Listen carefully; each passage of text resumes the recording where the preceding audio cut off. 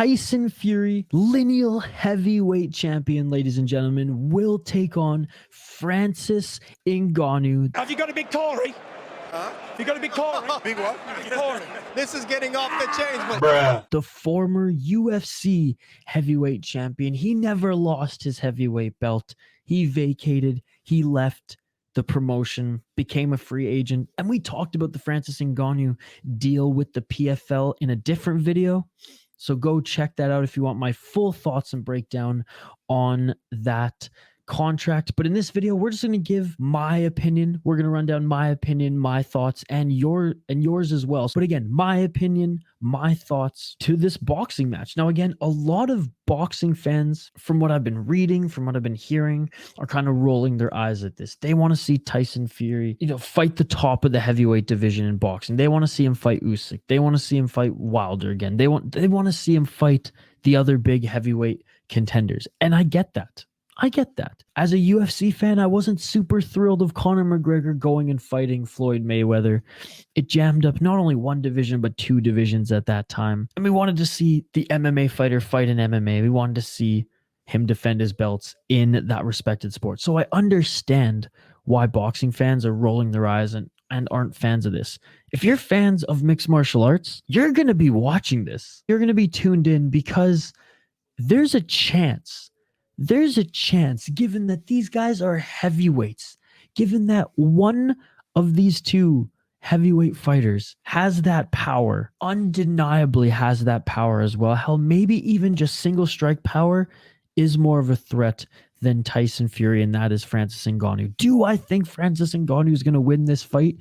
No, I don't. And I do think it's going to be a war. I do think they're going to get into the pocket. I do think they're going to swing for the fences, and the path to victory is by knocking out their opponent. I feel like both of these fighters understand that they're going to put on a show, and that's how the fight will end. And I truly think Tyson Fury will be the winner, will be the one still standing after these two go toe-to-toe.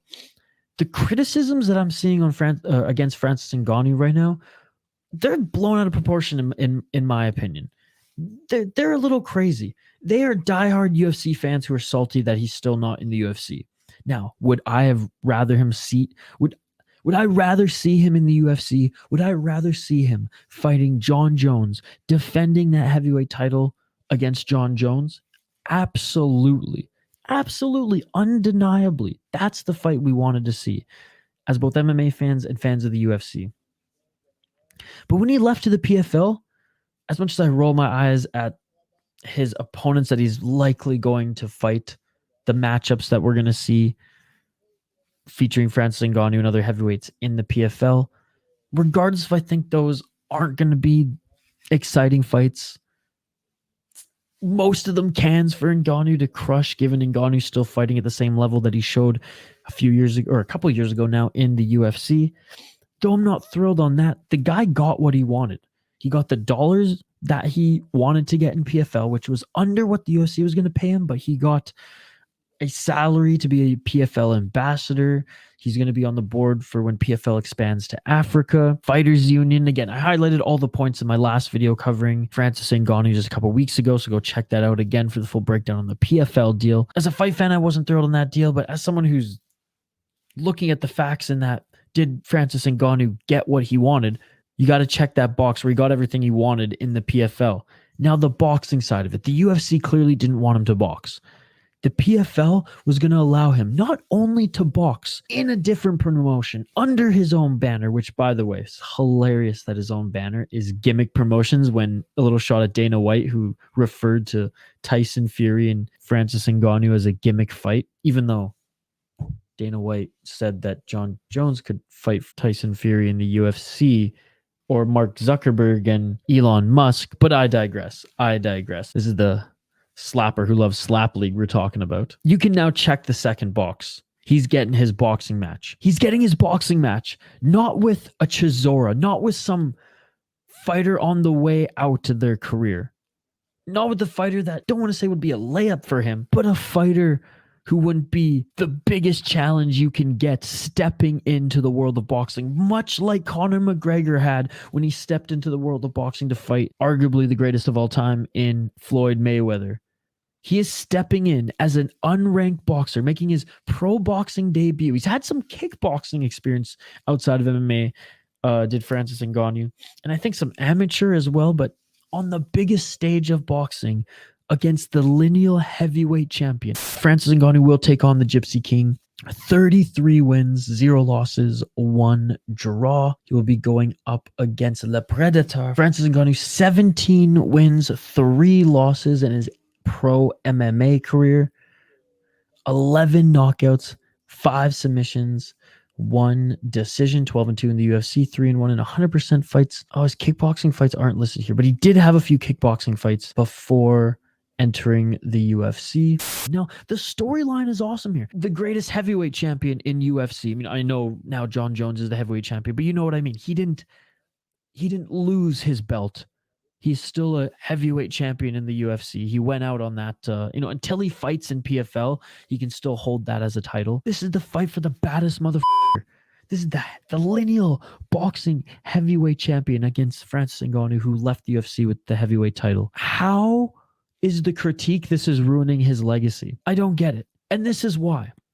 What legacy? You all are talking like Francis Ngannou is that of Jon Jones. Francis Ngannou will never be in the same conversation as a Jon Jones. Hell, you guys are holding him to a higher regard as Stipe Miocic, who Brock Lesnar says is a piece of shit.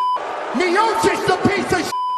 Is not a piece of shit. Stipe Miocic is the greatest heavyweight UFC champion that promotion has ever seen. And people are saying, oh, Francis Ngannou, this is ruining his legacy. What legacy? What legacy? Sending Overeem to the Shadow Realm is a beautiful knockout. Yes, he beat Stipe in the rematch. While Stipe, as great as he was at that time, was still long in the tooth towards the end of his career, which, by the way, what kind of Stipe we're going to see against Jon Jones a few years later. Anyways, what legacy? No disrespect to Francis Ngannou, guys, but this ain't ruining his legacy. He didn't really even have a big legacy. He was another very good heavyweight fighter in the UFC. He was another heavyweight champion in the UFC who didn't go on a long run. Now, could he have gone on a longer run? Maybe. And we're never going to see that. But given his age, given where he was at with his career, given that he wants to cash out at this point, feels like he's worked hard enough given, his backstory. And, he was in the UFC for quite a long time. Given all that, what legacy is he really tarnishing here? If anything, he's going to go down in MMA lore and MMA history as someone who got the most lucrative deal upon leaving the UFC simultaneously in 2 combat sports. That, I think, is better for his legacy than another heavyweight champion in the UFC. It's been a revolving door of champions where Stipe with 3 title defenses is the greatest of all time. What legacy, guys? Come on, stop saying he's tarnishing his legacy. That is giving too much respect to what he did in the UFC, which was great. It wasn't elite. I'm sorry. I still hold Cain Velasquez in a higher regard. I know he beat him, but he beat a broken Cain Velasquez. I hold so many other heavyweights in UFC history. I hold Randy Couture, who moved up in higher regard. Okay, I can't give love to Tim Sylvia. I'm sorry. But you know what I mean. I don't know, guys. I don't know. I think that's a little crazy. Now, we will probably talk about it more as we get closer and closer to this event.